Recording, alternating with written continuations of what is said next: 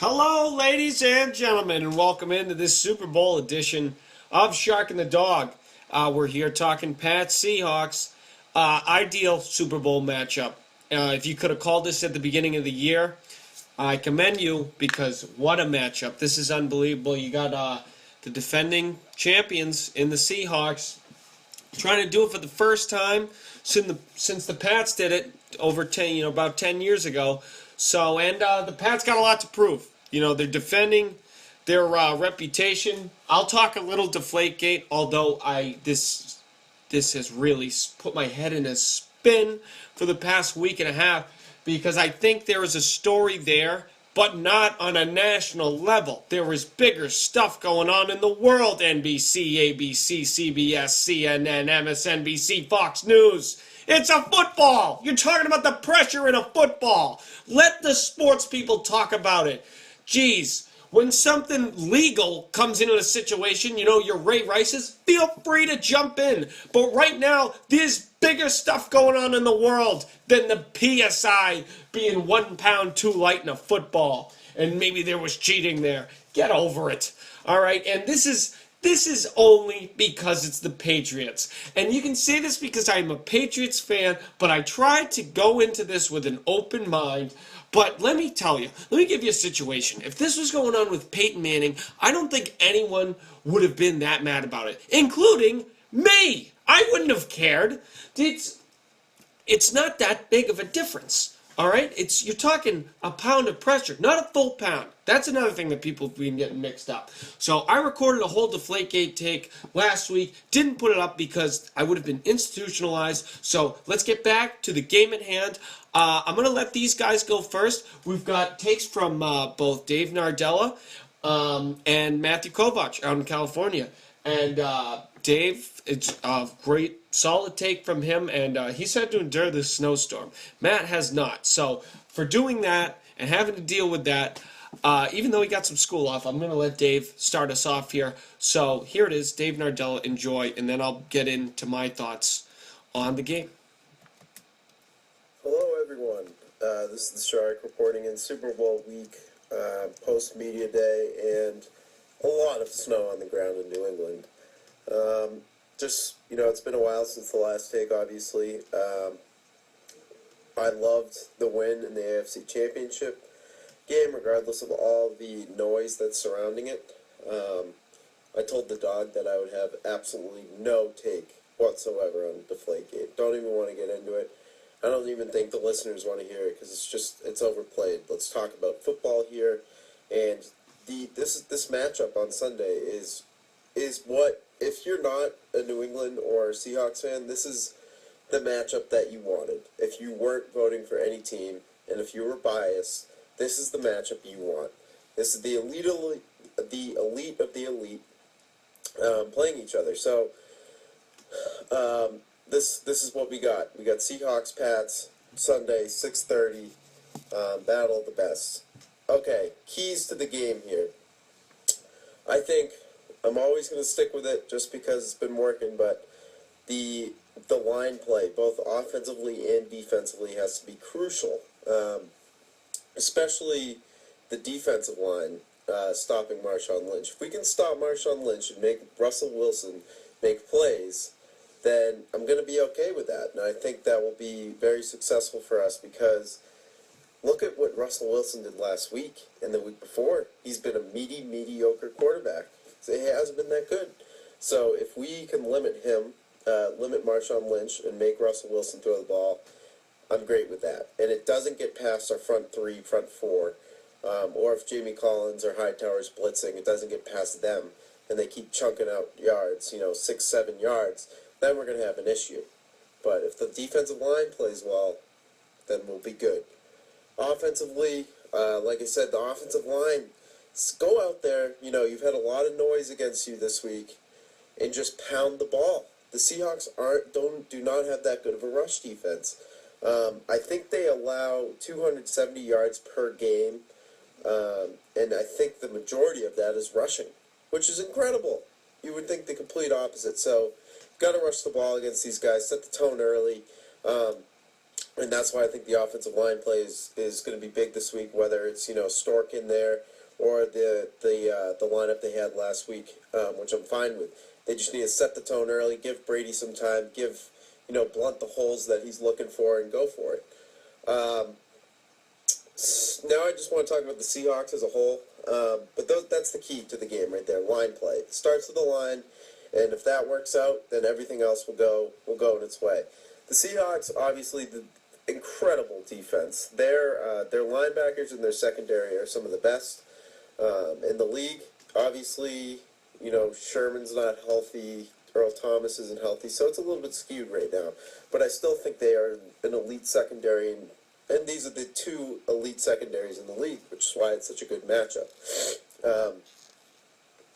Sherman, he plays that one side of the field.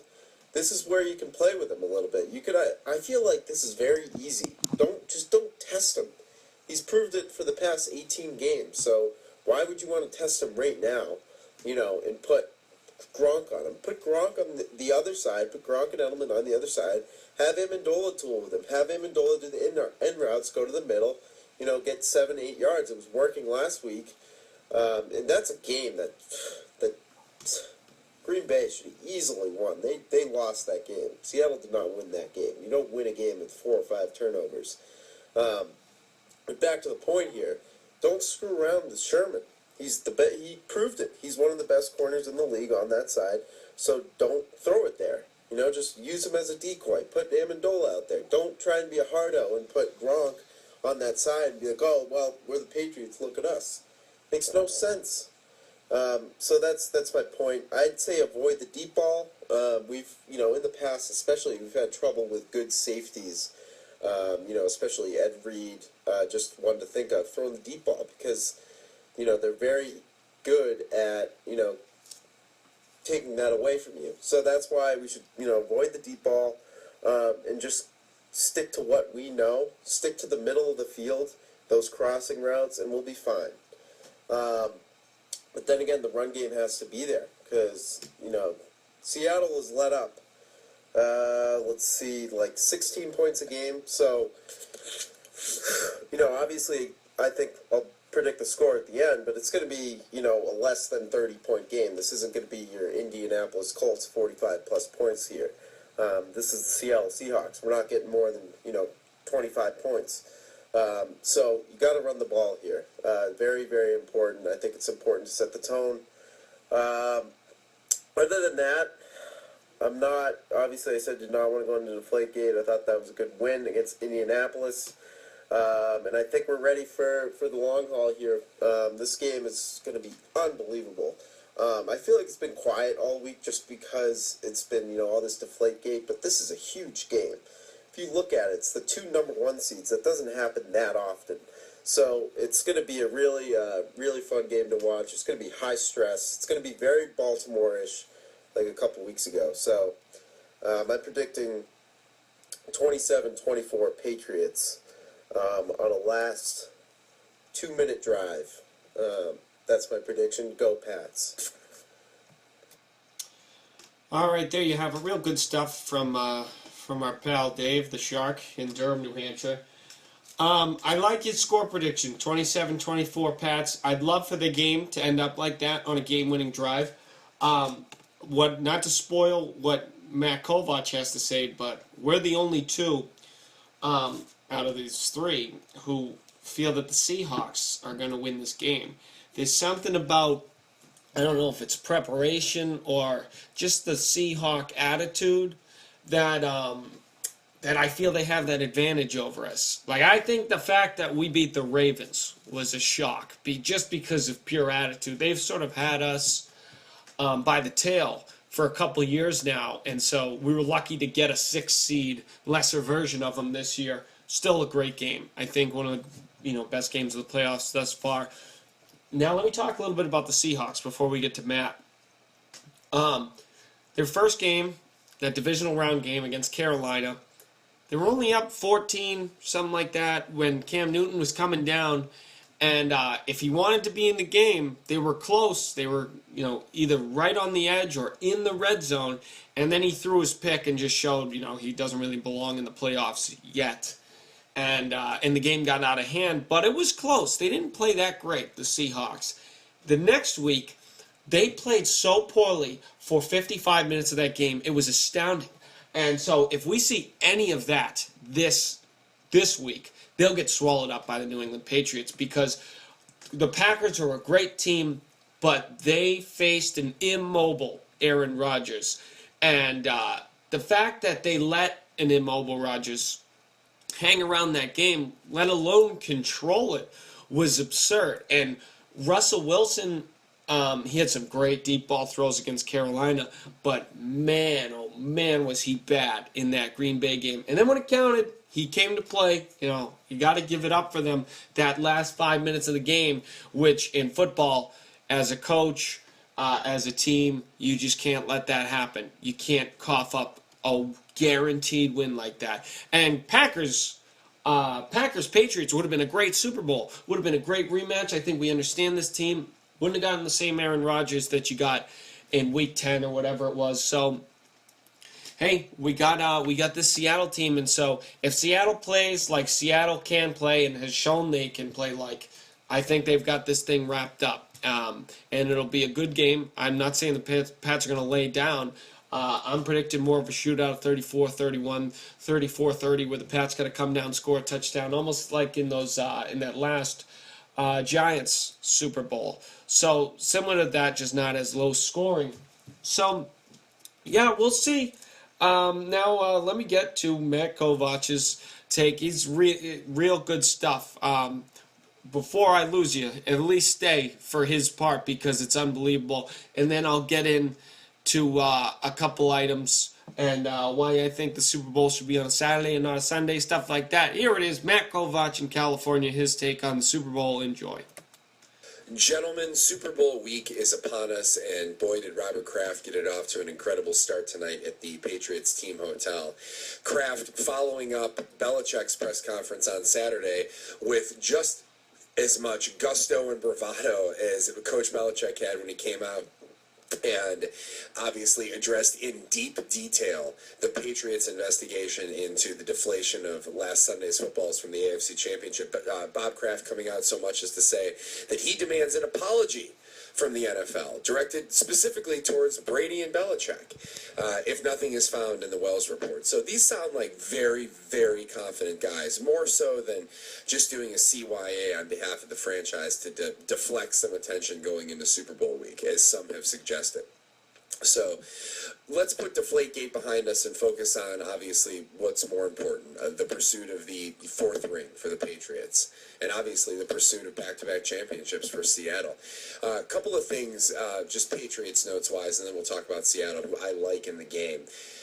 I think Rob Gronkowski is going to have a very hard game, or hard time in this game, being the Gronk that you've seen maybe against Detroit or Green Bay or Chicago this year, Indianapolis.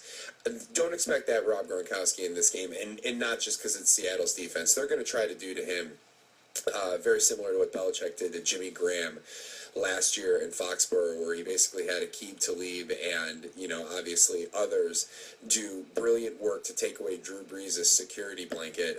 Seattle knows that the key to the Patriots offense is Gronkowski, and they're going to do whatever they can to just beat the heck out of him, not let him get free releases.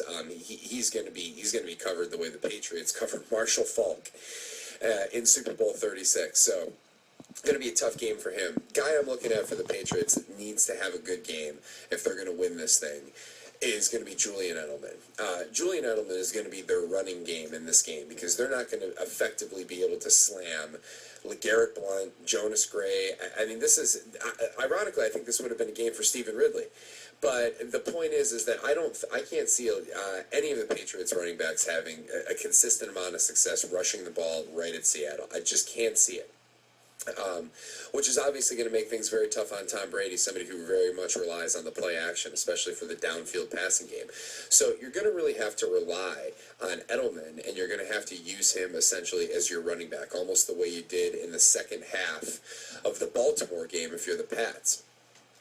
Another thing to look at in this game for the Patriots is going to be their ability to contain Russell Wilson. What are they going to be able to do when Russell Wilson is getting outside the pocket and making plays when Revis, Browner, these guys have Seattle's wide receivers, skill position guys covered. And I think that's a good matchup for the Patriots, is their secondary against Seattle's wide receivers and tight ends. But let me kind of get back to what we're talking about here in terms of, it's not going to be a game where you figure that Russell Wilson is going to light Darrelle Revis up for 175 yards in his direction, 2 touchdowns. So you're going to think that Russell Wilson is going to make a lot of plays with his legs. In fact, I think that you're going to see a lot of design runs with Wilson, and I think you're going to see him picking up a lot of plays with his legs, obviously on third and long, that kind of thing, obvious passing downs where coverage is very good down the field. In fact, if you're asking me to pick my MVP, I'm going to say it's Russell Wilson, obviously, picking Seattle to win the game. Here's why I think the Seahawks are going to win on Super Bowl Sunday. I think Seattle is going to win because Russell Wilson is going to be able to do exactly what I told you he's going to be able to do. He's going to be able to pick up major amounts of yards with his legs, and I think at the end of the game, I think Marshawn Lynch is going to be able to overpower the Patriots' defensive line. I just don't think that that's going to be a fair fight in the fourth quarter. You've seen Lynch is just such a brilliant runner, and what makes him so great is he just keeps coming and coming and coming, and by the time the fourth quarter hits, he's taken so many punches, you're tired from punching him, and he's just getting revved up, and that's why you see him break those quote-unquote beast mode runs late in games, because the other team's just tired of punching him, and he's having a field day punching back. So another thing to look at here for Seattle, another big reason I think that they're going to be able to win this game, is going to be their ability to not let the Patriots have long, sustained drives against them. And I think in recourse, they're not going to let Brady get into a situation where he's going to be able to sit out there and get into a consistent rhythm. They're going to drive the ball. Seattle scoring drives in this game are not going to be, and obviously Seattle's shown a lot of big playability, but Darrelle Revis is not Sam Shields. So I don't think you're going to see Seattle, maybe there are going to be some big plays, and maybe it's going to turn into a game much like Super Bowl 38 was when the Patriots played Carolina, and it was, went from slugfest to offensive shootout, slugfest to offensive shootout. Point is that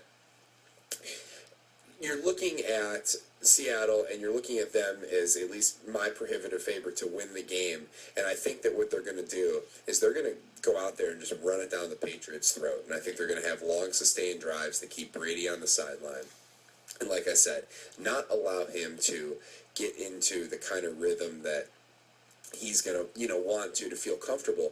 You got to remember, he was out there throwing the ball a lot against Baltimore. And I think obviously over the course of the second half, he was able to get into a rhythm. I just think that they're going to be able to control the ball, and especially with Marshawn Lynch. So a couple of quick notes here. And by the way, my official prediction for the Super Bowl is I like Seattle, and I like them probably 28-17, 28-20. Something like that. Probably 28-20 is how I like Seattle in this game, and I like Russell Wilson as the MVP. And really a guy who's emerging as, one of the 5 or 6 best quarterbacks in football, and certainly one of the best players in the league. And for that matter, one of the better guys in the league. Another thing to mention, obviously, here when we're talking about the Patriots, and this is more on a New England slant for our listeners back in Boston, and obviously, throughout the other 5 New England states. The point is that these guys, Bill Belichick, Tom Brady, Bob Kraft, these guys have been an absolute godsend. And for any fan, from any other town to come in and just get high and mighty and slam the Patriots. Now, you can't say the Patriots are unscrutable, and, you certainly they're not open to any criticism, but people who come out of the woodwork when a Deflategate type of deal goes down, and it's time to rip the Patriots, those people come out, and these are usually meathead fans who come out, and from, all these other towns. In life, you take the good with the bad. And no matter what the final call on Deflategate, Spygate, whatever, you've taken the good with the bad, and boy, have you enjoyed the good, and boy, have you enjoyed the good, and the bad, a lot of it's been blown out of proportion. So, what I can sit here and tell you is that if you're a Patriots fan, appreciate the game on Sunday, appreciate the fact that you're there for the 6th time, and appreciate the fact that you've really been blessed to have some just incredible people in your life as a sports fan. You'll never see anything like this again. These are the good old days. Awesome stuff there from our buddy Kovach out in California, Mr. Robert Frost, the Patriots fan there at the end. Just an excellent take all around. And we share a lot of the same ideas and fears with this Seahawks team. And my mind has been going through like a roller coaster of, stupid optimism and pessimism. Because, the Seahawks team is really good, but another thing is I think a lot of it has to do with Denver Bronco fear from last year. Peyton Manning that game, it got so out of hand so fast that I think a lot of Pats fans who are doubting him, including myself, that we're linking it to that game and not the game we had 2 years ago in the regular season against the Seahawks. I think you'll probably see something closer to that, but a lot of people are thinking about, oh, look what they did to the Broncos. But the Broncos beat up a battered Patriots team in the AFC Championship last year, sort of skated their way to the Super Bowl, and then had to play a really tough team who was coming off a high victory against the San Francisco 49ers, where there was a lot of historic trash talk. And so they were just coming in guns blazing. That was that Seahawks team. This Seahawks team, now that I think about it, they're coming in a little more beat up. Like Dave said, Earl Thomas, Richard Sherman, those are key injuries. Those are your two of your core guys. And not to mention Russell Wilson coming off one of the worst playoff performances for 55 minutes that I've ever seen. I've never seen someone just give a game away like that. That was bad. So, yeah, that's what I have on the linking it back to the Bronco game. The optimist in me says that the key to the game, player of the game, is got to be a guy like Brandon LaFell, someone that you can go to. The Pats in those Super Bowls over 10 years ago, one of the best plays to me was the throw to David Patton in the corner of the end zone, because it wasn't to Troy Brown and some of the guys you would expect them to throw to David Patton, who had a great season, but almost similar to what LaFell's had this season. So, he's not going to throw to Gronk, not going to throw to Edelman. You expect something to LaFell in a big moment. Hey, just like Aaron Hernandez in the last Super Bowl. Look where he is now. But, yeah, and another thing I have is I think whoever wins this game wins 2 in a row.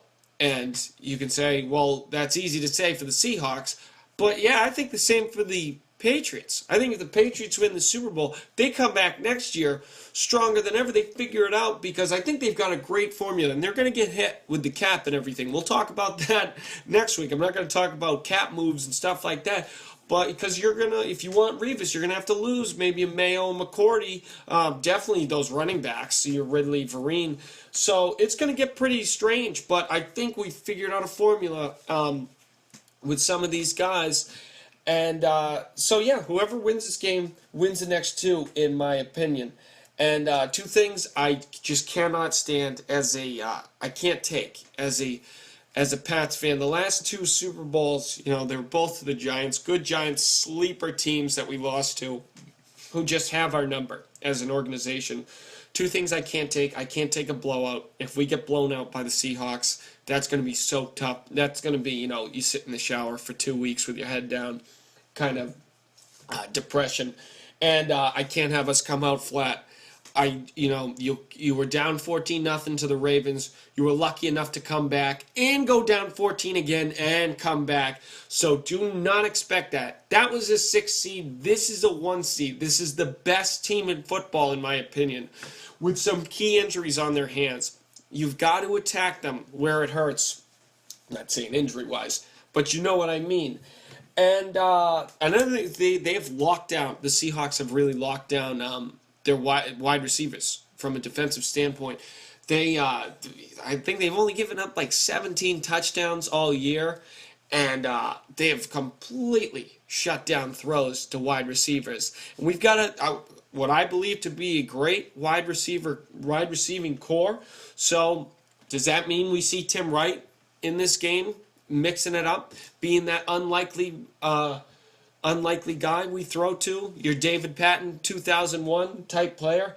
I don't know. All I know is Bill's got something up his sleeve. Just like I speculated in the Ravens game. Just expect something from these guys. They just when you think you haven't figured out, they pull a trick play on you, and take the air out of the balls. So I don't have too much more. I'll say a couple things. So that's about it for the game stuff. I think Dave and Kovach really hit the nail on the head. I've got a lot of points that I could raise that I've been thinking about for a week and a half, but I'm gonna remember them when this episode ends. And that's just how it goes when you don't go in with an itinerary. So dumb on my part. But let me talk a little bit about the NFL. This has been one of their worst seasons from an organizational standpoint. Best seasons from not being able to predict what's going to happen. Terrible season for a gambler. All that kind of stuff. But this is a tip to you, NFL, because I know you're listening, because we got over 900 hits on our second to last episode. So you're definitely listening here. Next time something happens where you're like, what are we going to do? Just come in with an over-the-top fine. Fine the hell out of them, suspend the hell out of them, and no one's going to question you. People are going to be mad, but they'll say, wow, these guys really dropped the hammer. Don't watch a video of some guy dragging his wife in an elevator and say, 2 games. That's about it. And if you know for a fact that a team is taking air out of the balls, and in your rule book it says at least a $25,000 fine, hit them with a higher fine and take away a draft pick right away and say, not going to accept it, and then up the rule. Make it so a ball boy can't take him out to the field. Do it like that. Squash the story right away. That would have been so much easier for the fans, for national news, for the team, for Bill Belichick, for Bob Kraft, for Tom Brady. They would have been able to focus on the game and not have to take every question from a reporter about, have you ever sucked air out of a football with your mouth and a needle? No, that is not what you need to focus on. And another thing is, I know you made $10 million last year and you're trying to make $25 billion.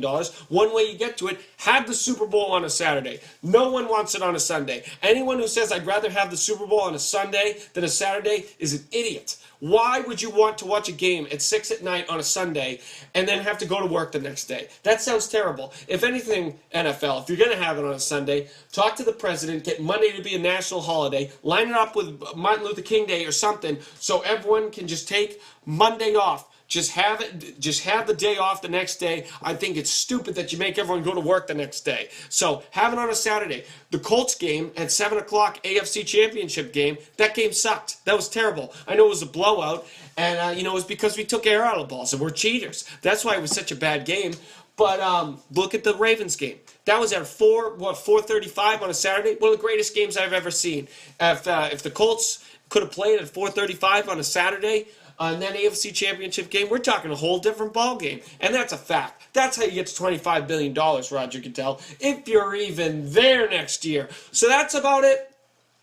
The optimist in me says the Pats win, like Dave said, 27-24 in a game-winning drive, and they restore Pats fans' faith in this team, in this organization, and then the Brady legacy, the Belichick legacy can live on regardless of what happened in the air pressure and some footballs a couple weeks ago and in the past.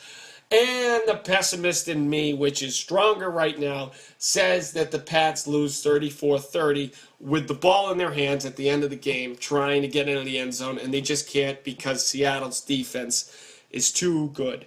And so that's a terrible note to leave you on, Pats fans, but that's what I got. I hope Dave is right, because that would be unbelievable. So that's about it. Everyone have a great Super Bowl Sunday. Get your food together. Get your friends together. Enjoy Katy Perry halftime show. Enjoy all 4 quarters. I hope it goes to overtime. Have a great weekend, everyone. Go Pats.